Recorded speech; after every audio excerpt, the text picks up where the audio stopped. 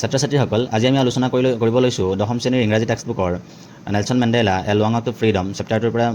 MCQ কুৱেশ্যনখিনি ইতিমধ্যে পূৰ্বৱৰ্তী আমি দুটা ভিডিঅ'ত প্ৰিভিয়াছ ইয়েৰত অহা গোটেইখিনি কুৱেশ্যনে আমি সামৰি লৈছিলোঁ আজি আমি পৰৱৰ্তী এটা ভিডিঅ' লৈ আহিছোঁ য'ত পৰৱৰ্তী প্ৰবেবল কুৱেশ্যনখিনি আমি আলোচনা কৰিম ইম্পৰ্টেণ্ট কুৱেশ্যনখিনি MCQ কুৱেশ্যনখিনি ডিছকাছ কৰিম কুৱেশ্যন নম্বৰ ইয়াৰ পৰৱৰ্তী কুৱেশ্যনটো আছিলে how did Nelson Mandela define the meaning of courage Nelson মেণ্ডেলাৰ মতে নেলছন মেণ্ডেলাই সাহসৰ অৰ্থটোক কাৰেজৰ মিনিংটোক কেনেদৰে ডিফাইন কৰিছিলে কেনেদৰে সংজ্ঞায়িত কৰিছিলে তো অপশ্যন দিয়া হৈছে A number triumph over fear triumph over hatred triumph over selfishness triumph over greed right answer হ'ব ট্ৰিম্প অভাৰ ফিয়াৰ নেলছন মেণ্ডেলাই কৈছিলে যে কোনো মানুহৰ সাহসটো তেনেকৈহে ডিফাইন কৰিব পাৰি যে তেওঁ ভয়টোক কিমান পৰিমাণে বিজয় কৰিব পাৰিছে অৰ্থাৎ ভয়টোক বিজয় কৰিব পৰাটোৱে সাহসৰ প্ৰকৃত অৰ্থ question number 15 what does the depth of operation creates যেতিয়া সাংঘাতিক ধৰণে অত্যাচাৰ কৰা হয় সেই অত্যাচাৰে কি সৃষ্টি কৰে প্ৰশ্ন সুধিছে তো অপশ্যন নম্বৰ এ দিছে oppressed option number B heights of character option number C poverty option number D দিছে লেক অফ ফ্ৰীডম তো আমি জানো যে সাংঘাতিক ধৰণে অত্যাচাৰ কৰিলে অত্যাচাৰৰ ফলত সৃষ্টি হয় heights of character question number 16 who according to Mandela is not free মেণ্ডেলাৰ মতে কোনসকল ব্যক্তি ফ্ৰী নহয় বা কোনসকল মানুহ স্বাধীন নহয় অপশ্যন দিয়া হৈছে যে oppressor oppressed but oppressor and oppressed none of this right answer হ'ব বট অপ্ৰেছাৰ এণ্ড অপ্ৰেছড আৰু নেলছন মেণ্ডেলাই কৈছিলে যে যিসকল মানুহ অত্যাচাৰ কৰে সেইসকল মানুহো স্বাধীন নহয় আৰু যিসকলক অত্যাচাৰ কৰা হয় সেইসকল মানুহো স্বাধীন নহয় কাৰণ যিসকল মানুহে অত্যাচাৰ অন্য মানুহসকলৰ ওপৰত কৰে সেই অত্যাচাৰ কৰা মানুহজনৰ যদি গোটেইখিনি স্বাধীনতা তেওঁৰ হাতত থাকিলেহেঁতেন বা তেওঁ পোৱা গোটেইখিনি বস্তু লাগতিয়াল বস্তু তেওঁৰ থাকিলেইহেঁতেন তেতিয়াহ'লে তেওঁ অন্য মানুহৰ ওপৰত অত্যাচাৰ নকৰিলেহেঁতেন কুৱেশ্যন নম্বৰ 17 দিছে continuing bondage of poverty, deprivation, suffering, gender and other discrimination. What is the meaning of deprivation here in the chapter? আমি নেলছন মেণ্ডেলাৰ ভাষণ এটা আছিলে চেপ্টাৰটোত আৰু সেই ভাষণৰ একেবাৰে শেষৰ ফালে নেলছন মেণ্ডেলাই এই কথাখিনি কৈছিলে যে মোৰ দেশত আৰু এই কণ্টিনিউইং বন্দেজ অফ পভাৰ্টি যিটো দৰিদ্ৰতাৰ অসৰভাৱে দৰিদ্ৰতাৰ কবলত পৰি আছে সেইটো ডিপ্ৰাইভেশ্যন শোষণ ছাফাৰিং ভোগা জেণ্ডাৰ এণ্ড আদাৰ ডিছক্ৰিমিনেশ্যন লিংগ বৈষম্য আৰু অন্যান্য যিবিলাক ভেদভাৱ আছে সেই ভেদভাৱ আৰু মোৰ দেশত হ'বলৈ নিদিওঁ এইটো আজিৰ পৰা অন্ত পৰিছে অৰ্থাৎ 10 মে 1994 পৰা অন্ত পৰিছে তো তেওঁৰ ভাষণত উল্লেখ কৰা এই অৰবিলাকৰ ভিতৰত আমাক ইয়াত ডিছক্ৰিমিনেশ্যন শব্দটোৰ মিনিং বিচাৰিছে আমি জানো যে ডিছক্ৰিমিনেশ্যন মানে হৈছে ভেদভাৱ কৰা আমাক ইয়াত দিছে what is the meaning of আমাক সুধিছে ডিপ্ৰাইভেশ্যনৰ মিনিংটো কি ডিপ্ৰাইভেশ্যন আমি জানো ডিপ্ৰাইভেশ্যন মানে হৈছে শোষণ কৰা তো সেই ডিপ্ৰাইভেশ্যনৰ অৰ্থটো আমাক কি সুধিছে deprivation here in the chapter মিনিংটো সুধিছে অপশ্যন নম্বৰ এ দিছে being treated differently or unfavourably state of one's not having one's rightful benefits option number C is freedom from restrictions option number D is had a very low opinion of the right answer hobo state of one's not having one's rightful benefits the right answer hobo option number B question number 18 is dash is the old anthem of republic of South Africa আমি জানো যে দুটা national anthem চলিছিলে before 1994 আগত তাত দুটা ৰাষ্ট্ৰীয় সংগীত চলিছিলে আৰু এটা আছিলে নিকোচি চিকিলে লাই আফ্ৰিকা এইটো আছিলে হোৱাইট পিপুলসকলৰ কাৰণে আৰু ব্লেক পিপুলসকলৰ কাৰণে আছিলে দা ষ্টেম আৰু ইয়াৰ পৰা অ'ল্ড এন্থেমটো কোৱা হৈছিলে যে দা ষ্টেম হৈছিলে তাৰ যিটো এনচিয়েণ্ট বা অ'ল্ড এন্থেম সেইটো আছিলে দা ষ্টেম আৰু সেই সাউথ আফ্ৰিকা দুইটা ৰাষ্ট্ৰীয় সংগীতে সেইদিনাখন গোৱা হৈছিলে ইনাগ্ৰেশ্যনৰ দিনা কুৱেশ্যন নম্বৰ 19 হোৱাই উইয়াৰ টু নেশ্যনেল এন্থেম চাং দুইটা ৰাষ্ট্ৰীয় সংগীতেই সেই দিনটোত কিয় গোৱা হৈছিল বিশেষ দিনটোত কিয় গোৱা হৈছিলে তো অপশ্যন নম্বৰ 1 দিছে টু মাৰ্ক দ্য ইউনিটি একতা প্ৰদৰ্শন কৰিবৰ কাৰণে অপশ্যন নম্বৰ বি দিছে to mark the end of racial discrimination জাতিগত যিটো শোষণ জাতিগত যিটো ভেদভাৱ সেই ভেদভাৱটো দূৰীকৰণ কৰিবৰ কাৰণে অপশ্যন নম্বৰ চি দিছে to mark the end of gender discrimination দূৰ কৰিবৰ কাৰণে আৰু অপশ্যন নম্বৰ ডি দিছে বথ এ এণ্ড বি তো ৰাইট আনচাৰ হ'ব বথ এ এণ্ড বি একতা প্ৰদৰ্শন কৰিবৰ কাৰণে আৰু to mark the end of racial domination আৰু ৰেচিয়েল ডমিনেশ্যন যিটো আছে এইটো একেবাৰে অন্ত বুলি ঘোষণা কৰিবৰ কাৰণে দুইটা ৰাষ্ট্ৰীয় সংগীতে সেইদিনাখন গোৱা হৈছিল তো ৰাইট আনচাৰ হ'ব option number D both A and B Question number 20 continuing bondage of poverty deprivation suffering gender and other discrimination what is the meaning of discrimination here in the chapter same question to amak yato khudisile je yat amak Nelson মেণ্ডেলাৰ ভাষণৰ শেষৰ ফালে তেওঁ যিখিনি ভাষণ দিছিল আৰু কৈছিলে যে মোৰ দেশত এইকেইটা বস্তু আৰু কেতিয়াও মই হ'বলৈ নিদিওঁ পভাৰ্টি হ'বলৈ নিদিওঁ deprivation suffering and gender discrimination and other যিবিলাক ডিছক্ৰিমিনেশ্যন আছে সেইবিলাক মই হ'বলৈ নিদিওঁ আৰু তাৰ পৰা এই ডিছক্ৰিমিনেশ্যন শব্দটোৰ মিনিং সুধিছে তো ডিছক্ৰিমিনেশ্যন শব্দটোৰ মিনিং হৈছে being treated differently or আনফেভাৰেবলি discrimination মানে হৈছে ভেদভাৱ যে এজনক আমি কিবা বেলেগকৈ কৰিলোঁ অন্যজনৰ কাৰণে অলপ বেলেগকৈ কৰিলোঁ বগা মানুহবিলাকৰ কাৰণে অলপ বেছিকৈ কৰিলোঁ ক'লা মানুহবিলাকৰ কাৰণে অলপ কমকৈ কৰিলোঁ তেনেধৰণৰ ভেদভাৱ এইটোক আমাক ডিছক্ৰিমিনেশ্যন বুলি কয় অসমীয়া অৰ্থটো হৈছে ভেদভাৱ ইয়াৰ পিছত কুৱেশ্যন নম্বৰ 21ত দিছে what unintended effect what unintended effect did the decades of oppression and brutality had? Brutality আৰু unintended অত্যাচাৰৰ দশক আৰু ব্ৰুটেলিটিৰ যিটো দশক আছিলে, সাংঘাতিক ধৰণে অত্যাচাৰ কৰাৰ যিটো নিৰ্দয়তাৰ যিটো দশক আছিলে, সেই দশক চোৱাত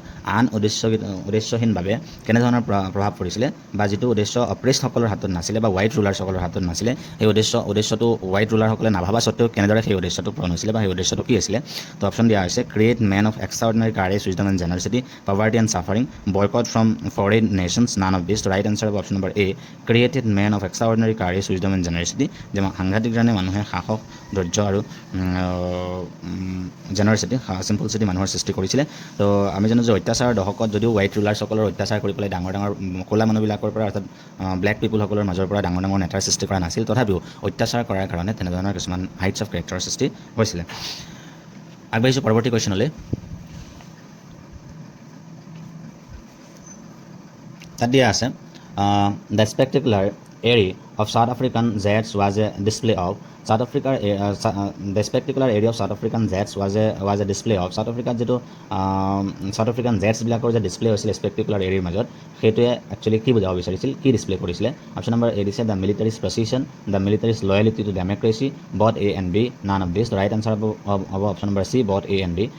স্পেক্টেকুলাৰ এৰিয়াৰ মাজত নেলছন মেণ্ডেলাৰ শপত গ্ৰহণ অনুষ্ঠানৰ দিনা 1994 10th মে' তাৰিখে যিটো ইনাগুৰেশ্যন চেৰিমনি ভিক্টোৰিয়াত হৈছিলে, তাত মিলিটাৰীসকলে পিন পইণ্ট প্ৰচিছন কৰিছিলে আৰু তাৰ জৰিয়তে মিলিটাৰীসকলে নিজৰ আনুগত্যটো ডেম'ক্ৰেচিৰ প্ৰতি প্ৰদৰ্শন কৰিছিল। তো ৰাইট আনচাৰ এ আৰু বি দুয়োটাই হ'ব, শুদ্ধ উত্তৰ হ'ব both A and B. Question number 23 how many years Nelson Mandela spend in prison. এইটো আমি সকলোৱে জানো যে নেলছন মেণ্ডেলাই 30 ইয়াৰ্ছ প্ৰিজনত আছিলে। অপশ্যন দিছে 30 years, 20 years, 27 years, 25 years, 35 years. তো ৰাইট আনচাৰ হ'ব option number A 30 years. Question number 24. He is locked behind the bars of prejudice and narrow-mindedness. What is the meaning of prejudice here in this chapter? চেপ্টাৰটোত আমাক কোৱা হৈছে যে মানুহসকল he is locked behind the bars of prejudice and narrow' mindedness. ইয়াৰ আগত এটা লাইনতো অলপ কাটি দিয়া হৈছে। তো কোৱা হৈছে যে যিজন মানুহে অত্যাচাৰ কৰে সেই মানুহসকলো তেওঁ এটা প্ৰেজুডিছৰ ভিতৰত আবদ্ধ হৈ আছে বা এটা কোঠালিৰ ভিতৰত আবদ্ধ হৈ আছে, য'ত সাংঘাতিক ধৰণে হিংসা তাৰ মাজত জড়িত হৈ আছে, আৰু নেৰ' মাইণ্ডেডনেছ তেওঁ ঠেক মানসিকতাৰ মাজত আবদ্ধ হৈ আছে। ইয়াত আমাক যিটো সুধিছে what is the meaning of prejudice here in the chapter, প্ৰেজুডিছৰ মিনিংটো সুধিছে। অপশ্যন দিছে a strong dislike without any good reasons, state of one's not having one's rightful benefits, freedom from restrictions, had a very low' opinion of. ইয়াত right answer হ'ব option number A strong dislike without any good reasons, option number A. Option number B যিটো দিছে state of one's not having one's rightful benefits, এইটো হ'ব আমাৰ, এইটো আমি জানো যে এইটো হৈছিলে ডিপ্ৰাইভেশ্যনৰ মিনিং হয়। অপশ্যন নম্বৰ চি যিটো দিছে ফ্ৰীডম ফ্ৰম ৰেষ্ট্ৰিকশ্যন, এইটো হয় আমি জানো যে এইটো ইমানচিপেশ্যনৰ মিনিং হয়। আৰু অপশ্যন নম্বৰ ডি যি দিছে head a very low' opinion of, এইটো হয় ডেছপাইজৰ মিনিং। এইকেইটা কিতাপত ৰেড অৰ্ডাৰত আমাক দিয়া আছিলে। তো ইয়াত আমাক ৰাইট আনচাৰটো হ'ব অপশ্যন নম্বৰ এ। আগবাঢ়িছোঁ কুৱেশ্যন নম্বৰ 25লৈ। দিয়া আছে the inauguration ceremony was attended by politicians and dignitaries of more than 130 countries, 140 countries, 150 countries and 120 countries. আমাক দিয়া হৈছে the inauguration ceremony was attended by politicians and dignitaries of more than 140 countries. 140খনতকৈ বেছি দেশে সেই ইনাগুৰেশ্যন চেৰিমনিত কি কৰিছিল, অংশগ্ৰহণ কৰিছিল। 10th May' 1994 the lovely sandstone amphitheatre বিল্ডিঙত যিটো নেলছন মেণ্ডেলাৰ ইনাগুৰেশ্যন চেৰিমনি হৈছিলে, প্ৰথমটো ব্লেক প্ৰেছিডেণ্ট হিচাপে শপত গ্ৰহণ যিটো অনুষ্ঠান হৈছিলে, সেই অনুষ্ঠানত বিশ্বৰ 140খন দেশে কৰিছিল, অংশগ্ৰহণ কৰিছিল। আগবাঢ়িছোঁ পৰৱৰ্তী question, question number 26। What is the country's greatest wealth. কাণ্ট্ৰিৰ গ্ৰেটেষ্ট ৱেল্থটো আছিলে ইটছ পিপল। নেলছন মেণ্ডেলাই কৈছিলে যে মোৰ দেশখন ধনী মিনাৰেলছ আৰু জেমছত। যদি ৰিচ কুৱেশ্যনটো সুধিলেহেঁতেন Nelson Mandela's country is rich in বা South Africa is rich in this, তেতিয়াহ'লে আমি ক'লোহেঁতেন মিনাৰেলছ এণ্ড জেমছ। যিহেতু আমাক গ্ৰেটেষ্ট ৱেল্থ সুধিছে, তো গ্ৰেটেষ্ট ৱেল্থ নেলছন মেণ্ডেলাই কৈছিলে যে মোৰ দেশত যদিও মোৰ দেশখন মিনাৰেলছ আৰু জেমছত ধনী, তথাপিও মোৰ দেশৰ কাৰণে আটাইতকৈ ডাঙৰ সম্পদ হৈছে মোৰ দেশৰ মানুহ। তো গ্ৰেটেষ্ট ৱেল্থ হ'ব it's people. Question number 27. The structure they created from the basis of one of the harshest, most inhuman societies the world has ever known. What is the structure in Mandela talking about? ইয়াত যিটো the structure they created from the basis of one of the harshest and most inhumane societies the world has ever known. Nelson মেণ্ডেলাই কৈছে যে সিহঁতে 90ৰ দশকৰ আগত, যিটো 90 দশকৰ প্ৰথমটো চোৱাত 19th century ফাৰ্ষ্ট ডিকেটত যিটো ষ্ট্ৰাকচাৰ সিহঁতে গঠন কৰিছিলে হোৱাইট ৰুলাৰসকলে against the dark skin people, ক'লা মানুহবিলাকৰ বিৰুদ্ধে, সেইটো সাংঘাতিক ধৰণে অত্যাচাৰ আছিলে, অমানৱীয় আছিলে। আৰু এই সভ্যতাটো 19th century ফাৰ্ষ্ট দশকত যিটো ক্ৰিয়েট হৈছিলে, 19th century ফাৰ্ষ্ট ডিকেটত যিটো সৃষ্টি হৈছিলে, সেইটো ৱৰ্ল্ডে গোটেই সমাজে পৃথিৱীৰ মানৱ সভ্যতাই গোটেই জীৱন মনত ৰাখিব তো ইয়াত কোনটো ষ্ট্ৰাকচাৰৰ কথা কোৱা হৈছে যিটো ষ্ট্ৰাকচাৰৰ কথা ইয়াত আলোচনা কৰা হৈছে ইয়াত কোনটো ষ্ট্ৰাকচাৰৰ কথা কৈছে এই কুৱেশ্যনটোৱে আমাক ইয়াত সুধিছে তো আমাক দিছে racial domination against the black people poverty and suffering discrimination against the poor and lower caste operation of women and girl child তো ৰাইট আনচাৰ হ'ব option number A racial domination against the dark skin people বা black people question number 28 the oppressor who wrote the post piece Long Walk to Freedom Long Walk to Freedom চেপ্টাৰটো কোনে লিখিছে আমি এইটো সকলোৱে জানো Nelson Mandela ফুল নাম হৈছে Nelson Rolihlahla Mandela option number A is right answer question number 29 after how many years of whites rule Mandela became চাউথ আফ্ৰিকাৰ ফাৰ্ষ্ট ব্লেক প্ৰেছিডেণ্ট কিমান বছৰ বগা মানুহবিলাকে আধিপত্য স্থাপন কৰাৰ পিছত বা শাসন কৰাৰ পিছত চাউথ আফ্ৰিকাত প্ৰথমবাৰৰ কাৰণে ক'লা প্ৰেছিডেণ্ট হিচাপে নেলছন মেণ্ডেলাই শপত গ্ৰহণ কৰিছিল বা নেলছন মেণ্ডেলা প্ৰেছিডেণ্ট হৈছিলে এইটো আছিলে 3 centuries 4 centuries 2 centuries 5 centuries আমি জানো যে 300 বছৰ পিছত অৰ্থাৎ 3 centuries পিছত তেওঁ প্ৰথমবাৰৰ কাৰণে হোৱাইট ৰুলছক অন্ত পেলাই ৰেচিয়েল ডমিনেশ্যন বা এপাৰ্থাইড ছিষ্টেমটোক অন্ত পেলাই প্ৰথমবাৰৰ কাৰণে এটা নতুন ডেমক্ৰেচিৰ জন্ম দিছিলে য'ত নেলছন মেণ্ডেলা প্ৰথমবাৰৰ কাৰণে ব্লেক প্ৰেছিডেণ্ট হিচাপে নিৰ্বাচিত হৈছিল 1994ত আজিলৈ আমি এইখিনি কুৱেশ্যনে আলোচনা কৰিছোঁ পৰৱৰ্তী ভিডিঅ'সমূহত আমি ইয়াৰ পৰৱৰ্তী কুৱেশ্যনসমূহ আলোচনা কৰিবলৈ চেষ্টা কৰিম থেংকছ ফৰ ৱাচিং